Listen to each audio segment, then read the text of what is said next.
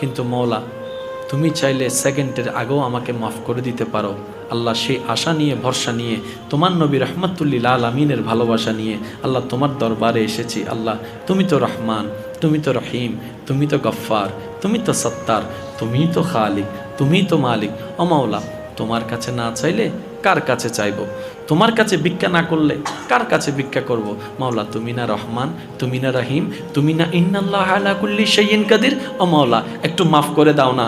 অনুনয়, বিনিময়, আদব, ভদ্রতা, মায়া, ভালোবাসা উজাড় করে রবকে ডাকতে থাকেন।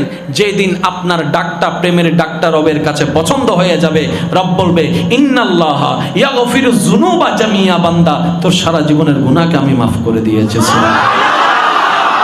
এবার যখন মোবাইলটা রাখার টাইম হবে তখন রবের দরবারে তওবার মাধ্যমে হাজিরি দিবেন আর মন থেকে বলবেন মওলা গভীর রাত, অনেকেই ঘুমায় গিয়েছে, কয়েকজন হয়তো জেগে আছে, আমি তোমার দরবারে হাজিরা দিতে আসছি মওলা, তোমার গোলাম এসেছে, তোমার বান্দা এসেছে, আল্লাহ তোমার দয়া নিতে এসেছে।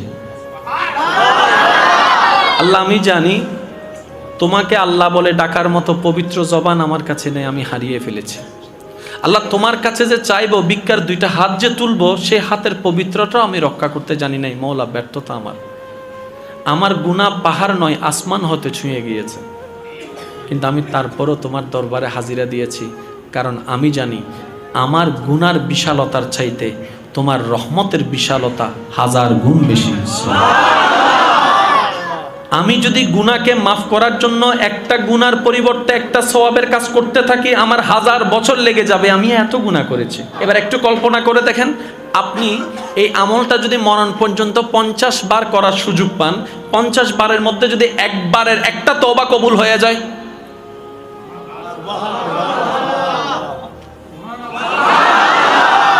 50 বার করার জীবনের সৌভাগ্য হয়েছে, একটা তওবা আল্লাহ কবুল করেছে। এবার বান্দা হিসেবে রবের দরবারে তওবার মাধ্যমে হাজিরা দিলাম, তো উম্মত হিসেবেও নবীর একটা পাওনা আছে না নাই? আর সেটা হচ্ছে দরুদ শরীফ পাওনা আছে না নাই? যেটা আমরা আদায় করতে পারিও না, ভুলেও যাই, অন্তত ব্যস্ততার কারণে অজুহাত দেখাই, শয়তান আমাদেরকে মাথায় বসিয়ে দিয়েছে। তো ঘুমের আগে তো কোনো ব্যস্ততা থাকে না, এই সময়টা যদি আমরা যতটুকু পারি ভালোবাসা নিয়ে নবীর উপর দরুদ শরীফের হকটুকু যদি আদায় করতে পারি, অন্তত ওই দরুদের হকটুকু আমাদের কিছুটা হলো আদায় হবে। আল্লাহ পাক আমল করার তৌফিক দান করুন।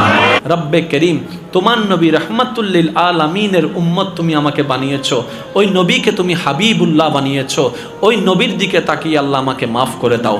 চোখের পানি ফেলতে থাকেন, অন্তর নরম করে রবের কাছে মাফ চাইতে থাকেন, আপনি মাফ চাইতেই থাকবেন। তওবা